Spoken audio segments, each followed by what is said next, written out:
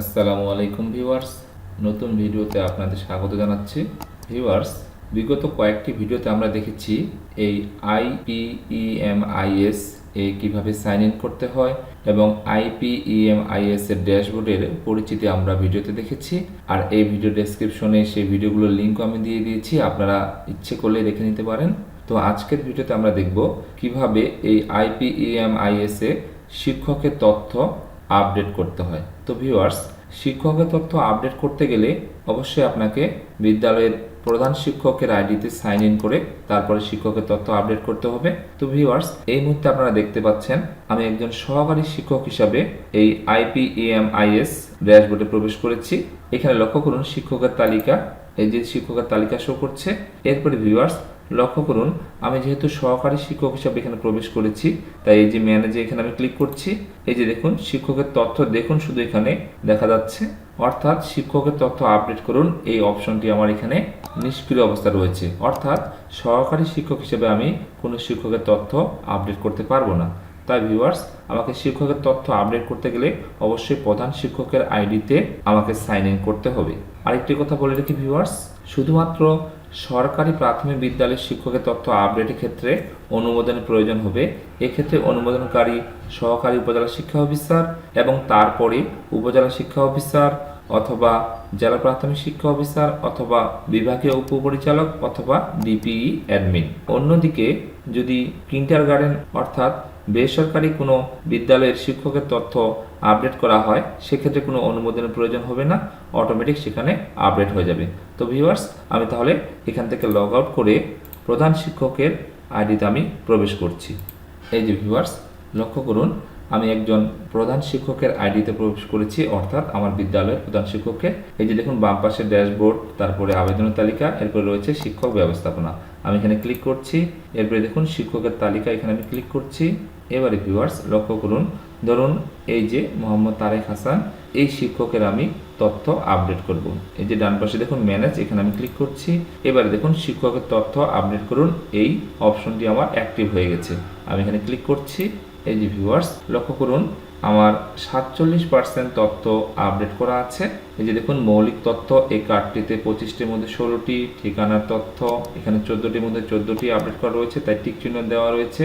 পারিবারিক তথ্য 22টির মধ্যে 8টি, শিক্ষাগত যোগ্যতার তথ্য 28টির মধ্যে 20টি, পোস্টিংয়ের বিবরণ 7টির মধ্যে 2টি, আর প্রশিক্ষণের তথ্য 8টির মধ্যে 6টি। তো ভিউয়ার্স চলুন তাহলে আমরা এই তথ্যগুলো আপলোড করি। প্রথমে একটি ছবি আপলোড করুন, এখানে লেখা রয়েছে, আমি এখানে ক্লিক করছি। এরপরে ভিউয়ার্স আমি আমার যেখানে ফোল্ডারে ছবিটি রয়েছে সেটা আমি সিলেক্ট করে দিব। এই যে ভিউয়ার্স আমি আমার ছবিটি সিলেক্ট করে দিলাম। এরপরে আমি ওপেনে ক্লিক করছি। এরপরে ভিউয়ার্স ছবিটি আমার মাপ মতো আমি এখানে ঠিক করে নিব। আমি ইচ্ছে করলে বড় করে নিতে পারবো, এখন আমি বড় করে নিচ্ছি। এরপরে ভিউয়ার্স ঠিক আছে, আমি এখানে ক্লিক করছি।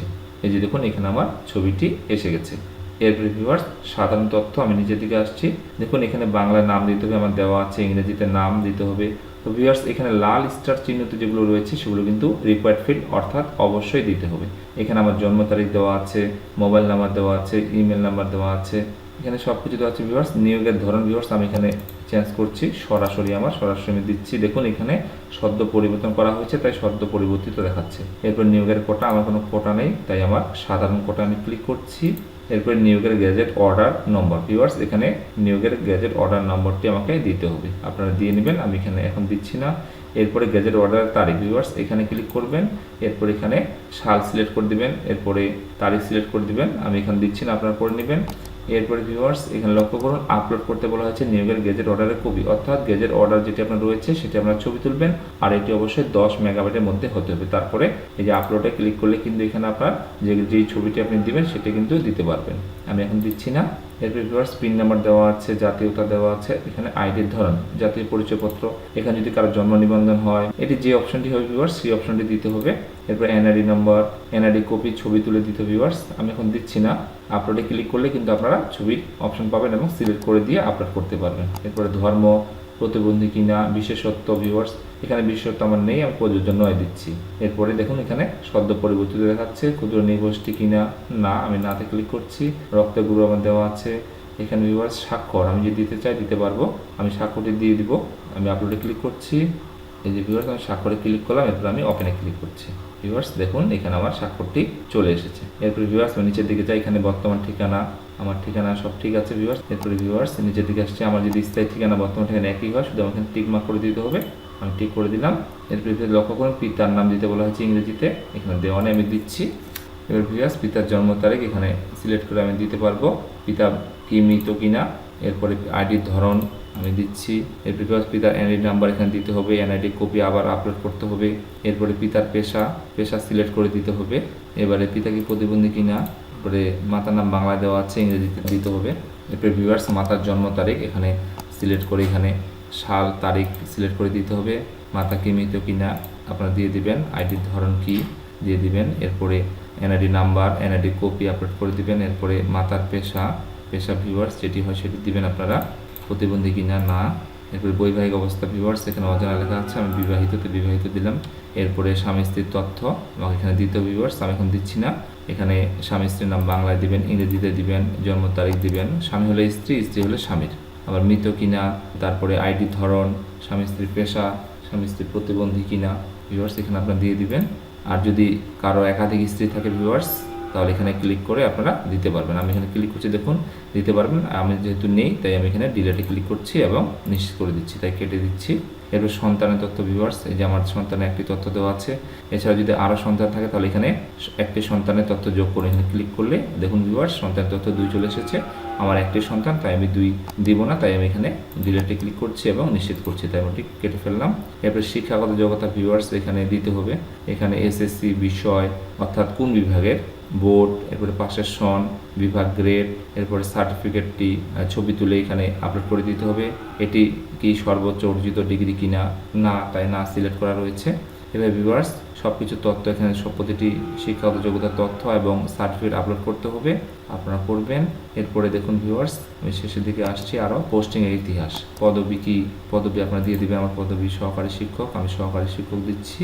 বিশেষত্ব যদি কিছু থেকে থাকে দিবেন, আমার নেই তাই আমি না দিচ্ছি। যোগদানের তারিখ, কত তারিখে যোগদান করেছি ভিউয়ার্স এখানে এটা দিয়ে দিতে হবে। পোস্টিংয়ের ধরন আমার সরাসরি নিয়োগ, তার সরাসরি করে দিচ্ছি। এরপরে ভিউয়ার্স প্লেসমেন্ট স্কুল দেওয়া আছে, এটা চেঞ্জ করা যাবে না। আমার পোস্টিংয়ের গেজেট আছে কিনা এটা দিতে হবে। এরপরে এটি কি বর্তমান পোস্টিং, হ্যাঁ। ভিউয়ার্স যোগদানের তারিখটা আমি এখানে সিলেক্ট করেছি, দেখুন আমার 2010 সালে যোগদান, 10 সালে আমি ক্লিক করছি। এরপরে আমার সেপ্টেম্বরে যোগদান ক্লিক করছি। এরপরে 16 তারিখে আমি ক্লিক করছি। এই যে ভিউয়ার্স দেখুন 16/9/2010 আমার হয়ে গেছে। এরপরে ভিউয়ার্স নিচের দিকে আসে প্রশিক্ষণের বিবরণ, এখানে প্রশিক্ষণ সিনেট আমার দেওয়া আছে। এখানে সিনেটের সার্টিফিকেটটি আপলোড করতে হবে, শুরুর তারিখ শেষ তারিখ দেওয়া আছে, যদি না থাকে বা ভুল থাকে ঠিক করে নেবেন আপনারা। এরপর ভিউয়ার্স বিএড যদি আপনার থেকে থাকে দিবেন, না থাকলে এখানে আপনারা ডিলিট করে কেটে দিতে পারবেন এবং এখানে প্রশিক্ষণের সনদটি আপলোড করতে পারবেন। এরপর ভিউয়ার্স আমি শেষে একবার চলে এসেছি। ভিউয়ার্স আমি পরবর্তী ধাপে এখন যাব না, আমার যেহেতু সব তথ্যগুলো এখানে দেওয়া হয়নি তাই আমি এখন এগুলো শুধু ড্রাফট করে রাখছি। ভিউয়ার্স যদি আপনি সমস্ত তথ্য দিয়ে থাকেন তাহলে আপনি পরবর্তী ধাপে ক্লিক করবেন এবং তারপরে আপনি অনুমোদনের জন্য এটি সহকারী উপজেলা শিক্ষা অফিসারের কাছে পাঠিয়ে দিবেন এবং তিনি অ্যাপ্রুভাল করে দিবেন অথবা প্রত্যাখ্যান করবেন। তারপরে যদি অ্যাপ্রুভাল করে দেয় তাহলে এরপরে যিনি আছেন অ্যাপ্রুভাল করার জন্য উপজেলা শিক্ষা অফিসার, ডিপিইও, ডিডি অথবা ডিপিই অ্যাডমিন যে কেউ একজন তারপরে করে দিলে আপনার এই আবেদনটি অর্থাৎ আপনার শিক্ষকের তথ্যটি আপডেট হয়ে যাবে। তো ভিউয়ার্স আমি এই মুহূর্তে এটি পরবর্তী ধাপে দিব না অনুমোদনের জন্য, তাই আমি এখানে ড্রাফট করে রাখছি। আমি ড্রাফটে ক্লিক করছি, এই যে ভিউয়ার্স এখানে লোডিং হচ্ছে। এই যে ভিউয়ার্স লক্ষ্য করুন নিম্নলিখিত শিক্ষকের তথ্য খসড়াটি সংরক্ষিত করা হয়েছে। তো ভিউয়ার্স আমি যেই তথ্যগুলো এখন পরিবর্তন করলাম সেগুলো কিন্তু আমার এখানে সংরক্ষণ অর্থাৎ সেভ হয়ে থাকলো।